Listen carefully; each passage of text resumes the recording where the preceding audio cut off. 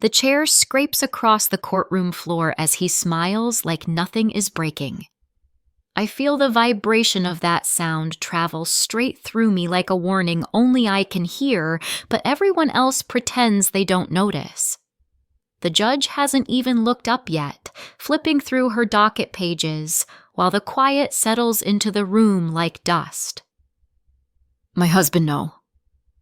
I should start calling him Michael because the word husband doesn't fit anymore. Leans back slightly, tapping 2 fingers against the crumpled note at the edge of the table, as if it's nothing more than a scrap he forgot to throw away. I know that fold pattern. It's the way he always folded his grocery lists, then tossed them on the counter for me to decipher. The gesture is casual, almost dismissive, and somehow that casualness feels like another layer of control even now, even here. Lindsay sits behind me 2 rows back, shoulders drawn tight, chin lifted just enough to pretend she isn't afraid. She didn't say a word on the drive here. She never does when tension builds this thick, the kind that squeezes itself into every corner of the car until a breathing feels like a conscious effort. I want to look back at her, give her the reassurance she thinks she doesn't need, but I can't bring myself to turn around because I'm terrified of what I'll see in her eyes. Fear, disappointment, confusion, or worse. The reflection of the same uncertainty living inside me. The bailiff announces the judge's title, and the room shuffles into a strange stillness. The air conditioner clicks on, sending a thin, cold draft across my hands resting in my lap. My fingers twitch, brushing against one another, a nervous habit I've never been able to break. Michael shifts ever so slightly, keeping that polite smile on his face, the one he uses at dinner parties when he wants people to think he's the reasonable one. The one he uses when he tells stories about me that aren't exactly lies, but aren't truths either. I watch the muscles in his jaw tighten just enough to betray something beneath the performance, but he masks it with the same steady breathing he's mastered over the years.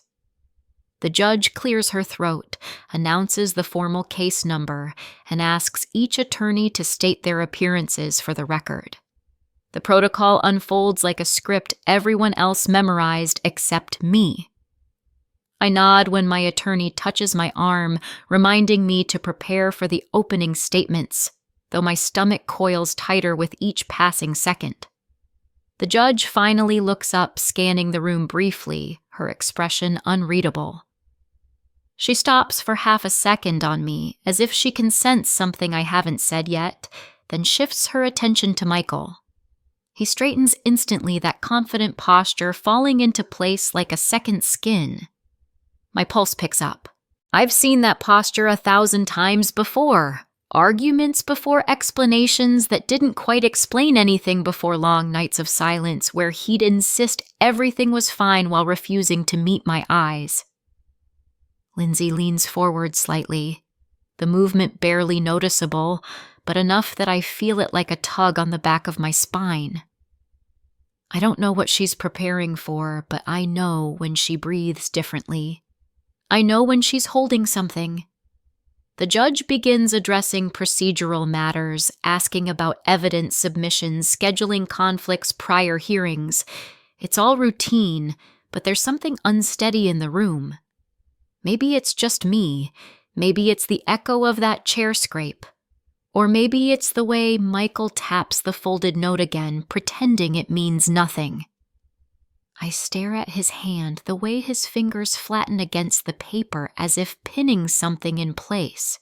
A door opens quietly in the back of the courtroom, letting in a narrow line of white hallway light that cuts across the floor for a moment before disappearing as the door shuts again. My breath catches. It isn't dramatic, just a thin shift in lighting, but it feels like the room dividing itself, what we pretend is true and what actually is.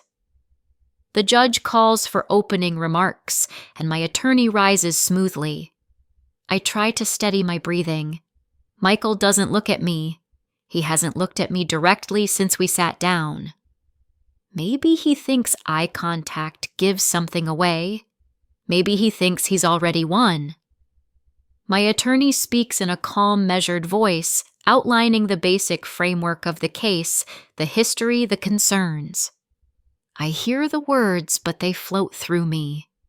I'm listening and not listening at the same time.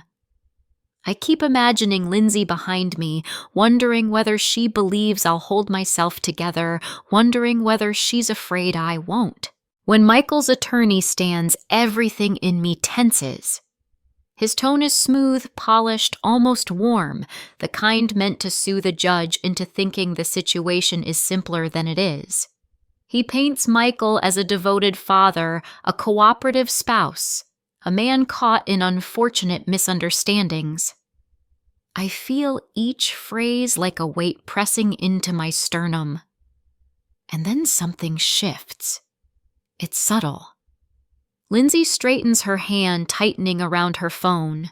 She looks up, chin-steady, eyes fixed on the front of the room. Her breathing changes just slightly, but I know that pattern. She's about to act on something. Fear tightens around my throat, not because I think she'll do something wrong, but because I realize she's been carrying something alone. The judge asks if anyone has anything further before she reviews the preliminary statements. Lindsay rises halfway from her seat. My heart stops. Then she slowly sinks back down, waiting for the exact moment I don't yet understand. The room settles again, unaware that something is building behind me, something that will crack today open in a way none of us are prepared for. I force myself to look forward, but I can feel Lindsay like a second heartbeat behind me, and Michael still taps the crumpled note, smiling like nothing is breaking when everything already has. I'm Erica Hale, 42, a middle school English teacher from Columbus, Ohio, and if you had asked me even 6 months ago whether I believed my life could tilt so sharply without any warning, I would have laughed and said no, because for most of my adulthood, I lived inside routines that felt unshakable. I woke early, brewed chamomile tea before the sun came up, rehearsed lesson plans in my head, and tried to keep a home that felt steady for my daughter, even on the days when Michael walked through the front door with that distracted look that meant I'd spend the rest of the night trying to decode his mood. Back then, I thought stability meant silence, the kind where you swallow your questions because asking them might shift the ground beneath you. I didn't understand that the ground had already started shifting quietly and invisibly long before I noticed the first small signs. One of those signs was the envelope he left on the kitchen counter every morning.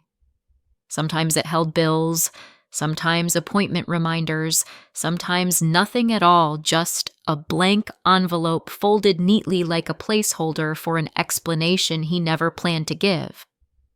I'd pick it up, turn it over. Wonder if he meant for me to open it, or whether he left it as an excuse to claim he had errands later.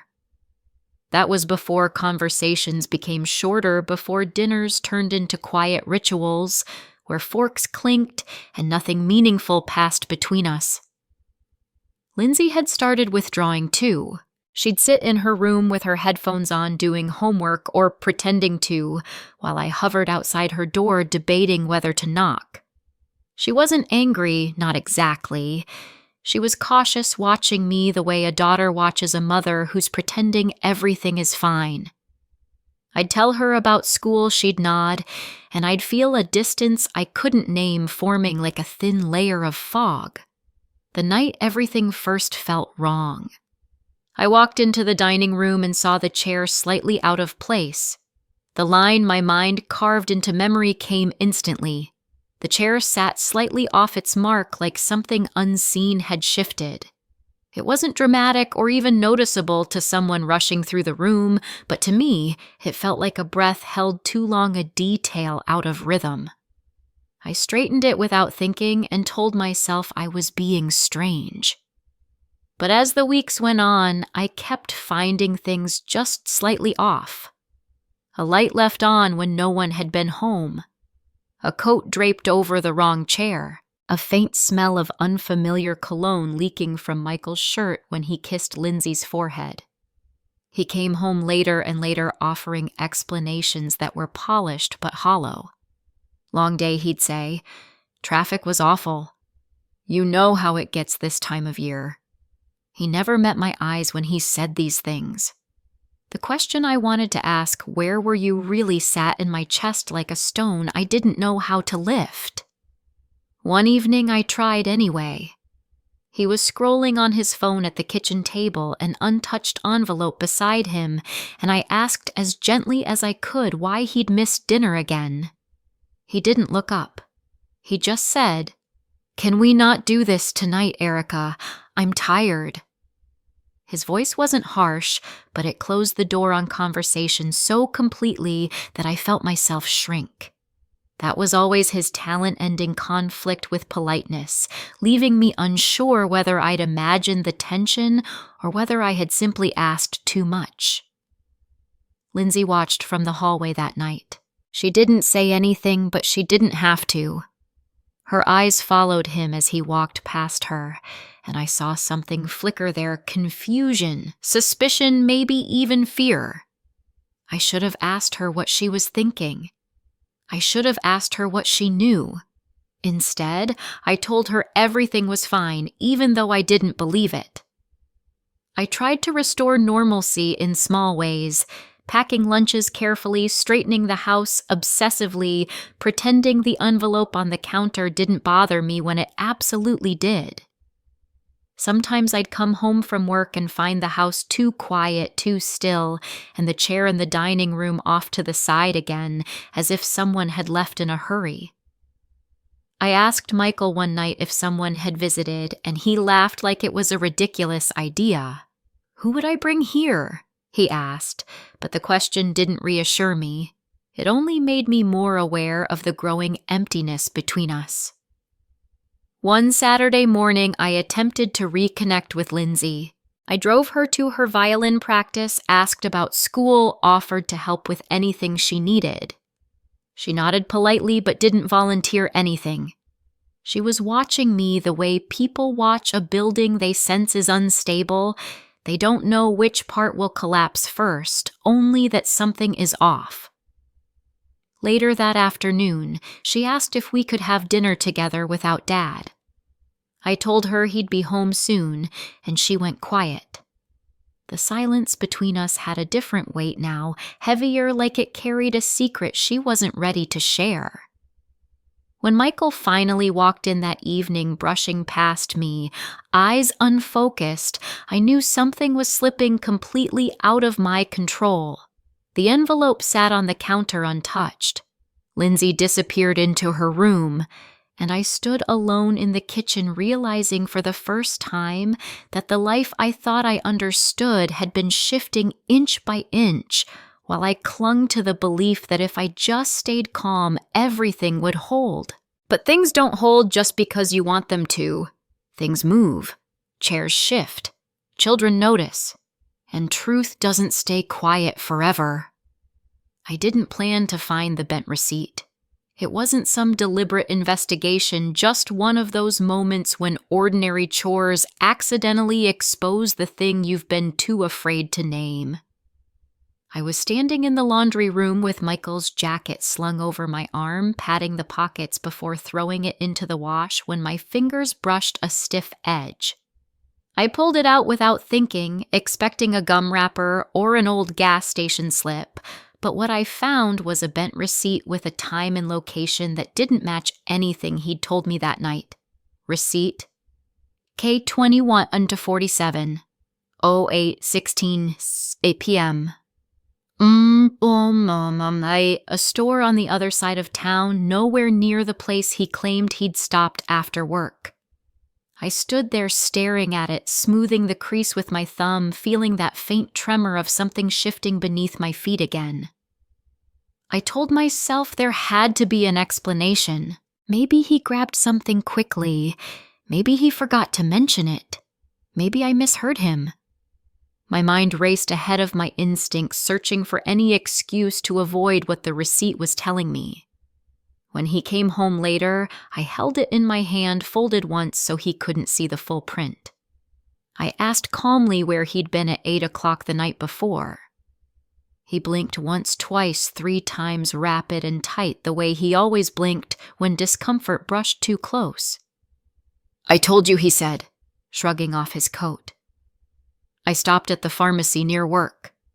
His tone was smooth but not airtight. I unfolded the receipt just enough for him to see the logo. Something flickered across his face, then vanished so quickly I wondered if I'd imagined it. "Oh," he said too casually, "they moved locations recently." But I knew that store. I'd been there. It hadn't moved at all. The lie was small, so small he probably thought it would glide past me. But the moment he said it, something cracked open. Lindsay had been listening from the hallway again. She didn't say anything, just stood there pretending to scroll on her phone, though her eyes kept lifting to watch him. After he walked upstairs, she stayed in the doorway. "Mom," she said quietly, "are you okay?" And I told her yes, even though my hands were shaking. The next day, I went to see Marjorie after school. I handed her the bent receipt while we sat at her kitchen table drinking tea. She didn't need more than a glance. "This place hasn't moved," she said, her voice soft but steady. "Not in years." That confirmation didn't give me relief. It dropped straight into my chest like a stone. When I got home that night, the first thing I noticed was the dining room chair out of place again, just a few inches off center, as if someone had left in a hurry or bumped it on their way out. I stared at it, the echo of that initial wrongness filling my chest, and for the first time I let myself consider that these weren't coincidences. I walked over, set the chair back where it belonged, and felt the house settle around me in a way that didn't feel comforting at all. It felt like a warning. I tucked the bent receipt into the back of a drawer, as though hiding it would slow whatever truth was coming. But truth doesn't slow. It waits patient and heavy until you have no choice but to face it. The courthouse lobby smelled faintly of old carpet and over-brewed coffee, and for a moment I just stood there trying to steady myself before stepping fully inside. My eyes landed on a glass cup sitting on a side table near the witness benches, half full with water and marked with a faint, oily fingerprint along the rim. It wasn't significant in any logical way, but it grounded me something real to focus on while everything else felt unstable. Michael was already across the room, speaking quietly to his attorney. Posture, straight expression, calm, as if today were nothing more than a tedious appointment he intended to breeze through. Lindsay sat on the bench to my right back, straight hands folded so tightly around her phone, I could see the whiteness in her knuckles. She didn't look at me, but she didn't look at her father either. I had spent the car ride rehearsing what I might say to her, how I could reassure her, but none of the words felt right, so I said nothing. When the bailiff opened the courtroom door and called our case, the 3 of us walked inside. The air felt drier in there, filled with the kind of tense quiet that makes every shift in posture sound loud. I took my seat beside my attorney. The glass cup from the lobby lingered in my mind, the quietness of it, the fingerprint, the half-finished water, something abandoned in a hurry, something left behind. The judge began the session by reviewing initial statements from the previous hearing. Michael's attorney spoke first, painting him as cooperative, responsible, and patient with my supposed emotional volatility. Each word landed in my stomach like a small weight. Lindsay glanced toward me just briefly, as if checking whether the words hurt. I kept my face still. When my attorney presented our side, Michael remained expressionless, his fingertips touching in that practiced pose that made him look composed and reasonable. But then Lindsay shifted. Not a dramatic movement, just her spine straightening her breath, deepening her fingers releasing their tight grip on her phone. I felt it before I understood it. My daughter was preparing for something.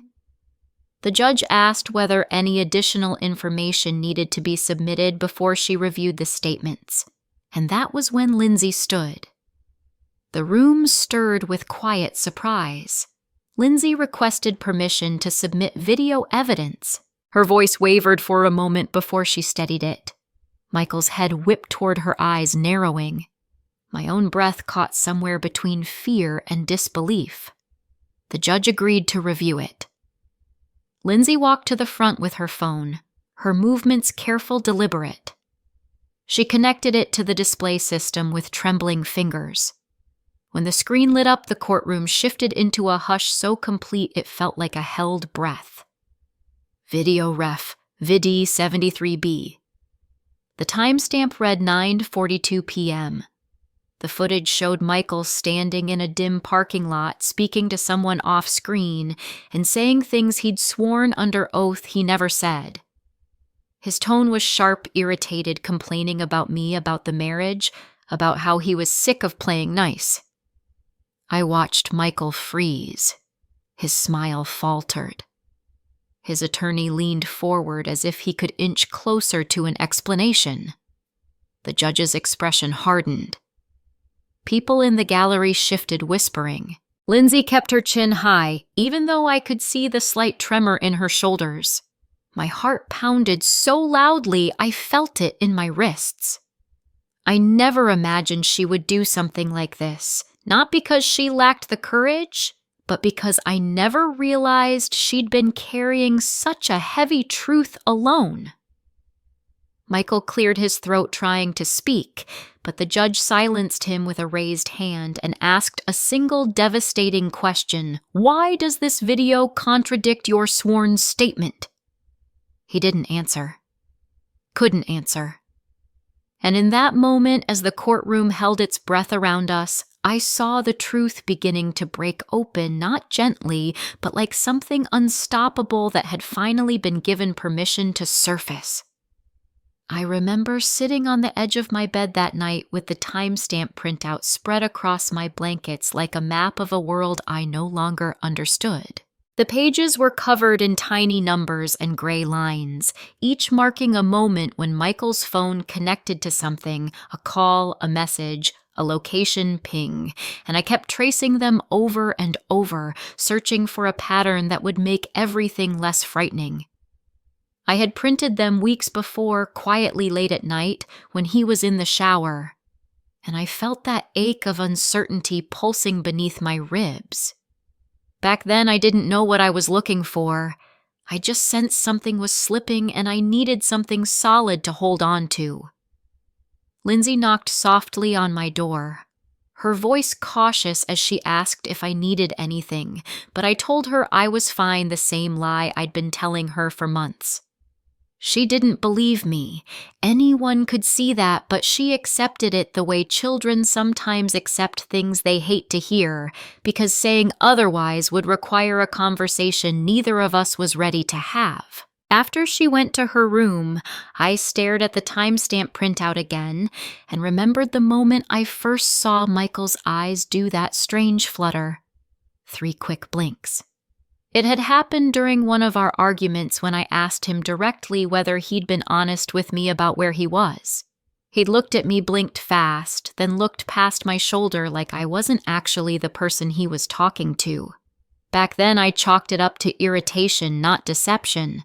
But now that blink felt like a code I hadn't translated until too late.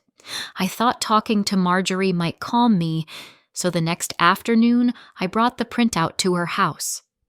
She studied the pages quietly, her brow furrowed. "You're not imagining this," she said gently, tapping the line that first caught my attention. "See this? This is out of sequence." I stared at the mismatched times numbers that didn't line up with the version Michael had given me. Something inside me sank, not dramatically but slowly, like a stone settling at the bottom of a lake. When I returned home, I found Michael in the living room scrolling his phone with a kind of practiced boredom. I sat across from him for a long time without speaking. I watched his hands, his breathing, waiting for some sign that he sensed the truth closing in around us. But all I saw was that same distant composure, like nothing had shifted. Nothing was wrong. Nothing was unraveling. I wanted to confront him, to show him the printouts, to ask him point blank why the numbers didn't match. But fear held me still. Not fear of him hurting me, but fear of him smiling calmly and telling me I was mistaken. That was always worse than anger being dismissed so gently it made me question my own senses. Later that night, after he'd gone to bed, I spread the printouts across the kitchen table and stared at them under the harsh overhead light. Every line felt like a warning I had ignored too long. The numbers wouldn't lie for him. The times wouldn't rearrange themselves to protect him. My world was starting to make sense in a way I wished it wouldn't. I gathered the pages into a neat stack, pressing them flat with my palm, knowing the next shift, whatever it was, would be impossible to unsee. The hallway outside the courtroom felt colder than it should have, the kind of chill that sinks into your skin no matter how tightly you wrap your arms around yourself. I sat on a hard wooden bench with the folded program between my fingers, creased and softened from years of being opened and closed during Lindsay's school events. Today it felt heavier, as if every fold held the weight of something I hadn't yet faced. When the bailiff called us back in for the continuation of the hearing, I stood slowly, feeling the shift inside me before I took a single step. The moment I walked through the doorway, my eyes went straight to that same chair near the front. It was tilted again, not dramatically, but enough that the angle lodged itself instantly into my memory. The chair's angle repeated the same impossible tilt as the timestamp, and for a breathless second, I felt like I was seeing the same distortion in two different forms, one in wood and metal, the other in ink and numbers. I took my seat, the folded program warm now in my hands, and waited as the judge asked us to present any additional clarifications. My attorney glanced at me, giving a slight nod, and I reached into my folder for the evidence I'd been agonizing over for weeks. When I held up the printout with the timestamp mismatch labeled TC11A and TC11B, my hands trembled only slightly. "These don't align with Mr. Hale's stated timeline," I said, my voice quieter than I intended, but steady enough. The judge asked me to explain, so I pointed to the sections that contradicted his sworn testimony. The mismatch wasn't small. It wasn't a simple error. It showed he couldn't have been where he claimed. Michael's attorney immediately objected, insisting it must be a technical glitch, something about inconsistent cell towers or delayed pings. But the judge leaned forward, studying the pages herself, and asked Michael directly to clarify. His face shifted barely, but enough. A tightness around the mouth. A quick swallow. A single beat of silence too long. I noticed Lindsay watching him with a kind of quiet intensity I'd never seen before. She wasn't afraid. She was waiting. When Michael finally spoke, the confidence he relied on slipped. He stammered about confusion, timing errors, people misremembering things, but the judge wasn't convinced. She asked pointed questions, her tone sharper now, no longer granting him the benefit of carefully worded explanations. The longer he talked, the clearer the cracks became. During a brief recess, Lindsay brushed past me gently, just enough for her arm to touch mine, a small gesture that told me she saw what was happening, even if I couldn't fully believe it yet. When court resumed, the judge stated plainly that the discrepancy in the timestamp required further examination. For the first time, I saw Michael lose the room. His posture tightened, His eyes darted, and the grip he tightened on his pen made his knuckles pale. Sitting there, the folded program in my lap, I felt something inside me shift too. Not victory, just the realization that the truth was no longer something only I felt. It was becoming something undeniable, something alive, something the entire courtroom could finally see. The courtroom felt different the next morning, as if the walls themselves had absorbed the tension from the previous day and were now holding it in the air like static. I walked in slowly. The unsent message burned into my memory, even though it wasn't physically in my hands, the unfinished text I'd found in Michael's phone drafts, addressed to no one, filled with vague apologies and half-promises that didn't match anything he'd ever said to me. I couldn't forget the tone of it, the way it sounded like a doorway into a life I didn't know he was living. I sat beside my attorney, trying to keep my breathing even as the judge entered and brought the room to order. The exchange began calmly, almost deceptively so. The judge reviewed the discrepancies already established, her voice measured and precise. She then requested clarification from Michael regarding the timeline issues, her gaze narrowing slightly as she spoke. He shifted in his seat, straightening his suit jacket, tapping his fingers once against the table before responding. He tried to recreate the confidence he had at the start of this process, but it wasn't quite there. His attorney nudged a document toward him, whispering something, but Michael waved him off with an irritated gesture. Lindsay sat behind me closer than she had in previous sessions. I felt her presence like a steady pulse at my back. When the judge asked about the earlier inconsistencies in his statements, Michael attempted another smooth explanation, but then the judge brought out the transcript excerpt, court transcript R12, reading aloud the line where Michael had claimed he was home by 9, the night the first contradiction surfaced. Her voice was firm, controlled, and for the first time I saw him flinch. His response stumbled. "I might have misremembered," he said, and the words hung in the air like something sour. The judge did not let him recover. She asked a follow-up question, immediately pressing the point, refusing to let him redirect or soften the impact. She warned him that inconsistent statements under oath could have consequences, and his jaw tightened visibly. My hands trembled for a moment, not from fear, but from a strange kind of validation, like a truth I'd held alone for too long was finally being acknowledged. Lindsay leaned forward slightly. Her breath caught in her throat, watching him the way you watch the moment a mask starts to slip. Michael's attorney attempted to intervene, suggesting procedural concerns, but the judge silenced him with a single raised hand. She turned to Michael again, asking directly why his sworn testimony conflicted with both the video evidence and the phone records. "Do you have an explanation," she asked, "that does not involve an assumption, a forgotten detail, or a hypothetical error?" The room went still. He opened his mouth closed. It tried again, but nothing came out except a long, tense exhale. The gallery shifted, people recognizing the significance of a man who had always controlled every narrative suddenly having nothing to say. Lindsay's hand brushed the back of my arm, just the lightest touch grounding me. And in that moment, watching his composure crack under the weight of questions he could no longer dodge, I realized we had crossed a line.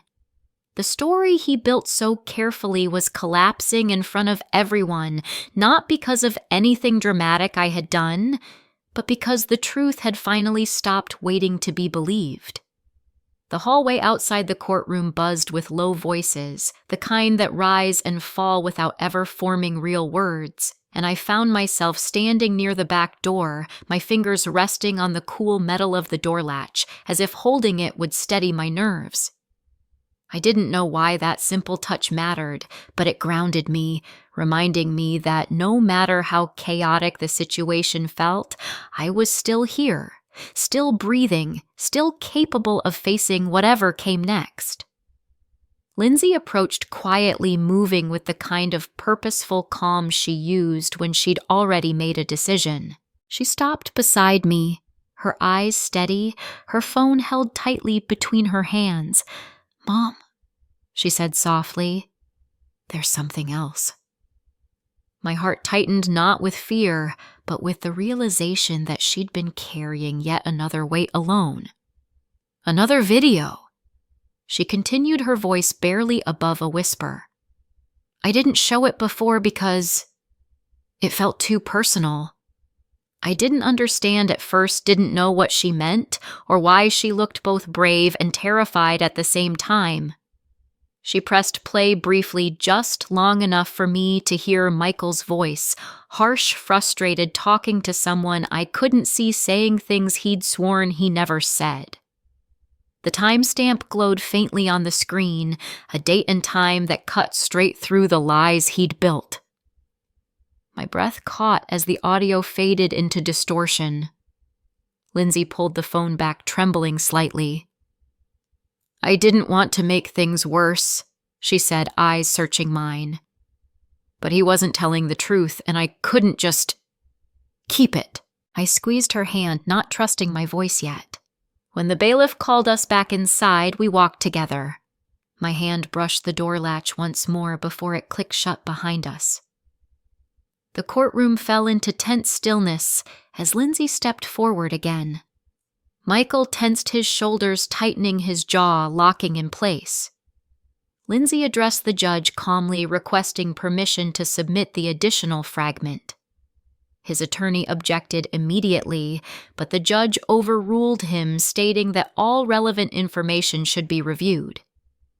Lindsay connected her phone to the display. The screen flickered, then stabilized, showing video fragment FRG 29.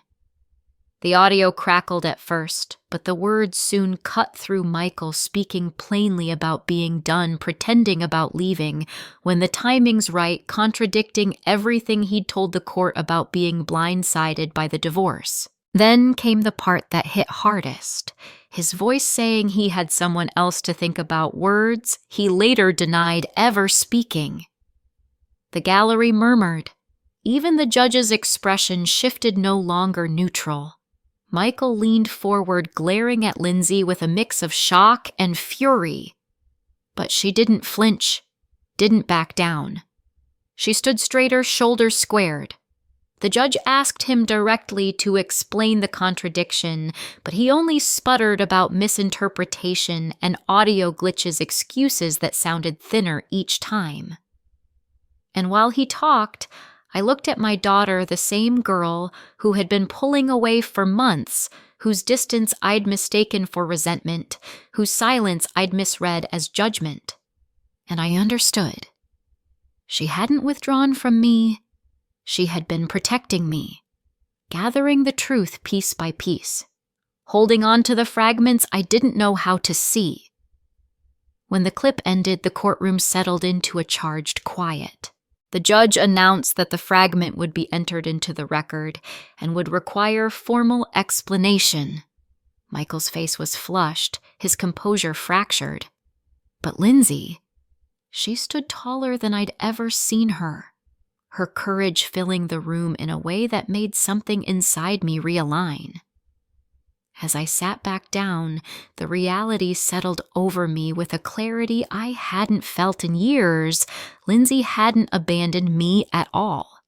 She had been preparing to fight. The cafe was warmer than the courthouse, but the heat didn't reach me. I sat at a small corner table with a coffee stain spreading across the napkin beneath my cup, a soft brown bloom that grew wider every time I set the cup down. I kept staring at it, watching the edges feather outward, reminding me of how truth seeps into the open slow, at first barely noticeable, then suddenly impossible to ignore. Marjorie sat across from me, hands wrapped around her mug, studying my face with the kind of gentle concern only someone who's known you for years can give. "You don't have to go through this alone," she said softly. I nodded, but my eyes were drawn back to the stain again, as if it were trying to tell me something. My phone buzzed with an email notification. When I opened it, I saw the subject line SCH82. It was the schedule email Adrian had mentioned. I clicked it, and the message unfolded into a clean time-stamped record placing Michael at work during hours he'd sworn he was home, or worse, placing him out with someone when he'd sworn he was at work. I read it once, twice, then a third time, each pass making the lie sharper. The timestamp didn't just contradict his story, it dismantled it. He sent it to me because he thought you deserved to see it, Marjorie said gently. I closed my eyes, letting the implication sink in. Michael's deception hadn't been subtle. It had structure, repetition, intention, and now undeniable proof.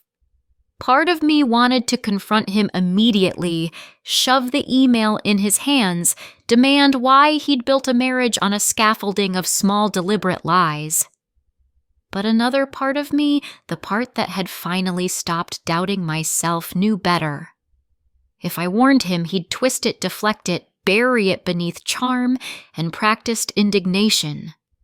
So I sat there letting the reality settle, while the coffee stains spread further an abstract reminder that some things reveal themselves slowly. When I returned home that night, Lindsay met me at the door. She didn't ask what happened. She just looked at me with those steady, searching eyes that no longer held distance, only readiness. "Are you scared?" she asked quietly. I didn't lie this time. "Yes," I said, "but I'm ready too." She nodded and squeezed my hand. It was the first time in months I felt our breaths fall into the same rhythm. The next morning, I arrived at the courthouse holding the folder with the printed schedule email on top.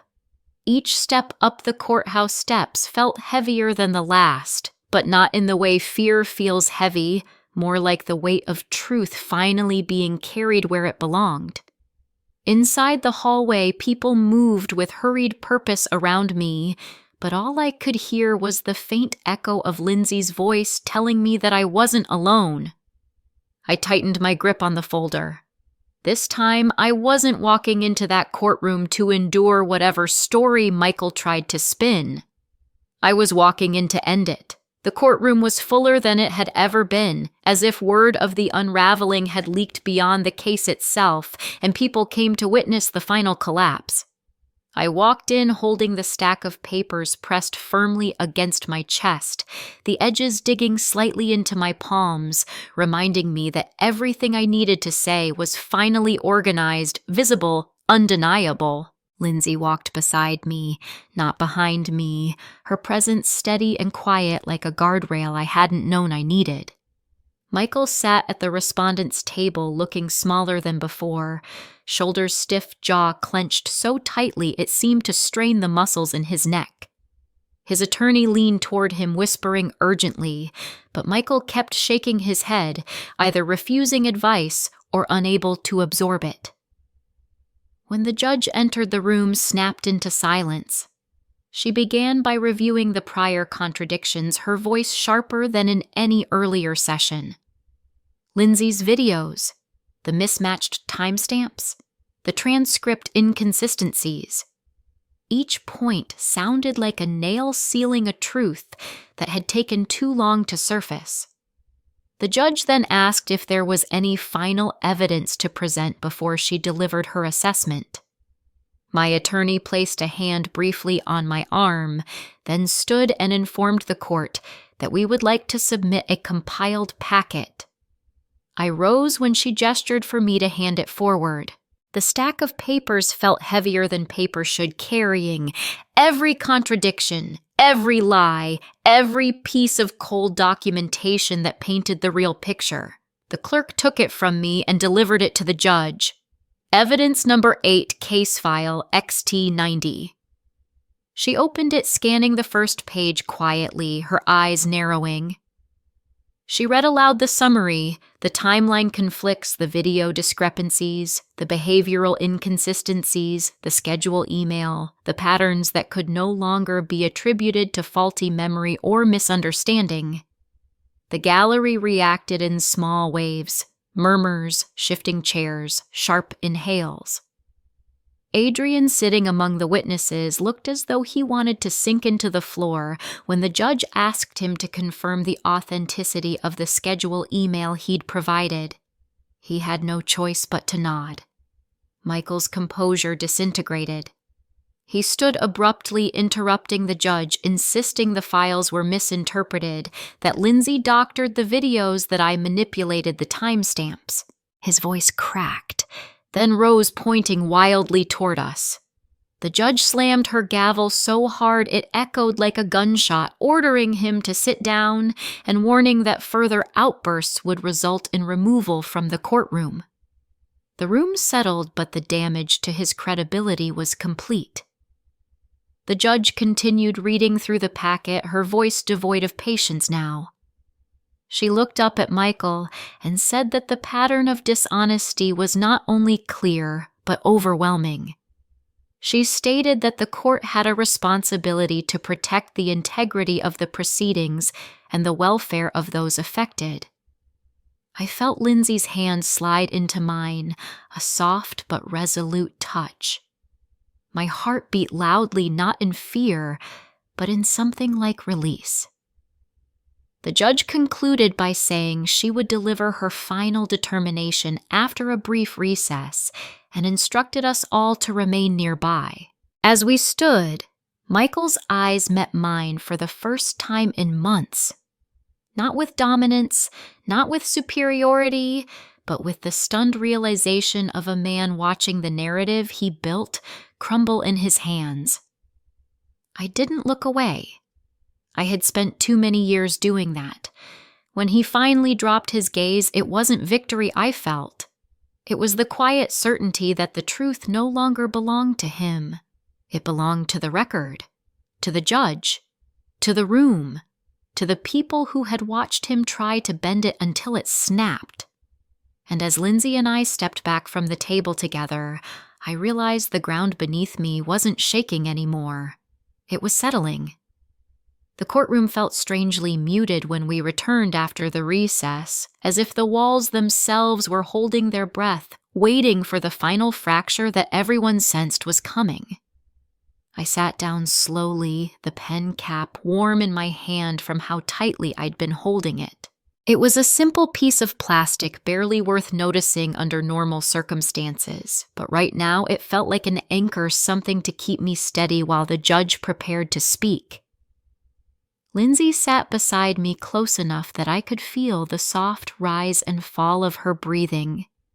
And for the first time in a long while, our breaths seemed to move in sync, instead of drifting in different directions.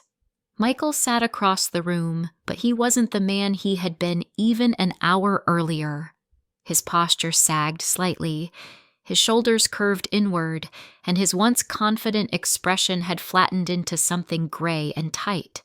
His attorney looked exhausted, flipping through his notes without any real purpose, as if he already knew the ending and was simply bracing for the impact.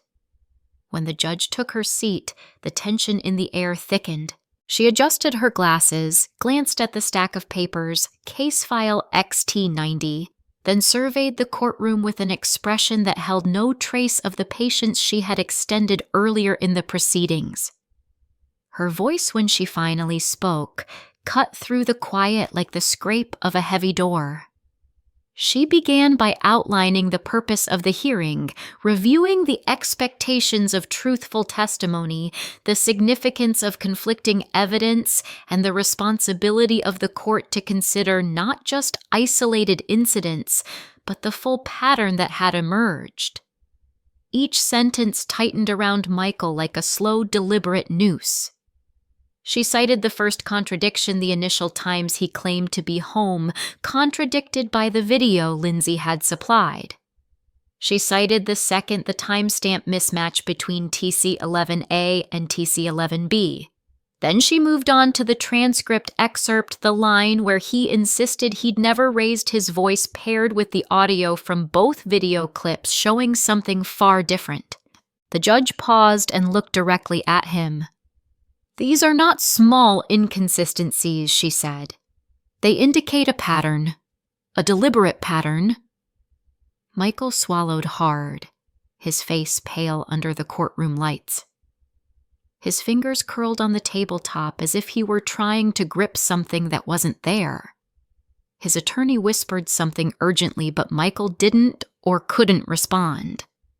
The judge continued now, referencing the schedule email Adrian had verified, the one that placed Michael in a location that contradicted both his sworn statements and earlier explanations.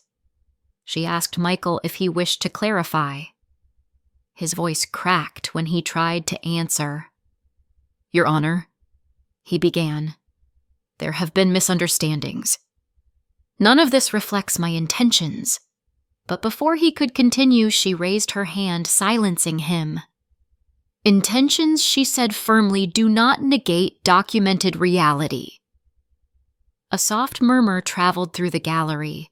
I felt Lindsay tense beside me, not out of fear, but out of anticipation, as if she could sense the moment drawing near when the truth would finally unseat the narrative that had overshadowed our lives for years. The judge leaned forward, her tone growing sharper.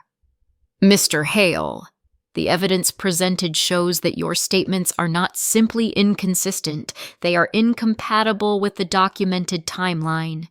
They are incompatible with the video evidence. They are incompatible with your own recorded behavior." She let the silence stretch for several long seconds. "It is the position of this court that your testimony lacks credibility." Michael blinked rapidly, 3 quick, sharp blinks, the same tell he'd always had when lying, the same blink pattern I had ignored or excused for so many years. But here in this room under these lights, it was no longer a private wound. It was exposed, visible, undeniable. The judge turned her attention toward me and Lindsay. Her expression softened just slightly, but the seriousness remained. She explained that given the overwhelming evidence, the custody arrangement would shift in my favor. She stated that Michael's ongoing inconsistencies made him unreliable in matters requiring transparency and responsibility. Financial provisions would be reassessed accordingly. It wasn't vindictive. It wasn't punishment. It was accountability delivered plainly and without theatrics. As the decisions were read aloud, I felt a strange sensation wash over me. Not triumph, not relief exactly, but a kind of slow unfurling inside my chest. A loosening. A release of something that had been clenched for years. I hadn't realized how tightly I'd been gripping the pen cap until it slipped slightly in my hand, my fingers relaxing without me telling them to. Lindsay let out a long, shaking breath. I turned to her, and for the first time in months, she looked at me without hesitation, without guardedness, without the distance that had grown between us like an invisible wall. Her eyes glistened not with sorrow, but with something like pride. She reached over and took my hand, intertwining our fingers. Michael stood abruptly, pushing his chair back with a dull thud. His face twisted with something between disbelief and fury, but the judge signaled the bailiff before he could take a step. "Mr. Hale, she warned you will maintain composure in this courtroom." He opened his mouth as if to speak, but no words came out, only a tight, strangled breath. His attorney touched his arm, gently urging him to sit. And he did. Slowly. Defeatedly. The finality of it settled over the room like dust after a storm. When the hearing adjourned, people began filing out quietly, their footsteps soft against the carpet. I didn't stand. Not right away. I needed a moment to understand that this chapter was actually ending. That I wasn't bracing anymore, that I wasn't waiting for the next lie, the next dismissal, the next quiet erasure of what I felt or saw. Lindsay squeezed my hand again. "It's over, Mom," she whispered. I nodded, but the truth of it needed a second to sink in to find its place inside me. I looked down at the pen cap still in my hand, a small ordinary thing that had somehow become a symbol of steadiness, of something to hold on to when the world tilted. I slipped it into my pocket. Then I stood slowly, deliberately feeling the weight in my chest lift, just a little more with every breath. And for the first time in a long, long time, I felt steady too. The courtroom is empty now. The echo of voices gone, replaced by a stillness so complete it almost feels like the room itself is exhaling after holding tension for too long. I stand near the front, the afternoon sun slipping through the high windows in a narrow cut of light that divides the floor into brightness and shadow. For a moment, I just watch the dust drifting in that beam, each speck suspended like a tiny verdict of its own. Near one of the benches sits a misplaced shoe, small scuffed out of place the way so many things in my life had been for years. Someone must have left in a rush, walking out lopsided without noticing what they dropped. I walk toward it slowly, my steps soft on the carpet, the air around me carrying the faint scent of old varnish and something warm like the residue of emotions released only minutes before. Lindsay steps in behind me, her presence familiar now in a way I once feared I had lost. She doesn't speak yet. She waits, letting me take in this moment on my own terms. I kneel to pick up the shoe and set it gently on the bench where someone can find it later. When I stand, my eyes fall on the witness chair, the same one that scraped across the floor at the start of all of this. The same one that stood slightly off its mark in a way that lodged itself into my memory like a splinter. It's angled again just barely, as if inviting me to see what I hadn't allowed myself to fully recognize until now. I walk to it, place my hand on the backrest, and steady it with a slow, deliberate motion. The chair finally aligned steady for the first time. The words rise inside me like a truth I've earned, not just witnessed. For a long moment, I stay there breathing evenly, feeling a quiet settle into my bones that hasn't existed in years. Silence fills the room, not the oppressive silence of fear or tension, but the kind that comes after storms, when everything fragile has already broken and everything strong is beginning to repair. Lindsay steps closer, her hand finding mine naturally, as if there had never been a gap between us at all. "Are you ready to go?" she asks softly. I turn to her, seeing not the child I was afraid of disappointing, but the young woman who stood beside me when I didn't even know how to stand for myself. "Yeah," I say. "I'm ready." We walk toward the door, our footsteps quiet, synchronized. As I reach for the handle, I glance back one last time at the room that held our darkest moments and our clearest truths. The cut of light has shifted broader now, spreading across the floor like an opening path. The misplaced shoe rests where I left it, waiting for someone to claim it. Everything feels settled, balanced, honest. I open the door and Lindsay and I step out together into the hallway, the air warmer, the world brighter, and my life finally aligned in a way it never was before.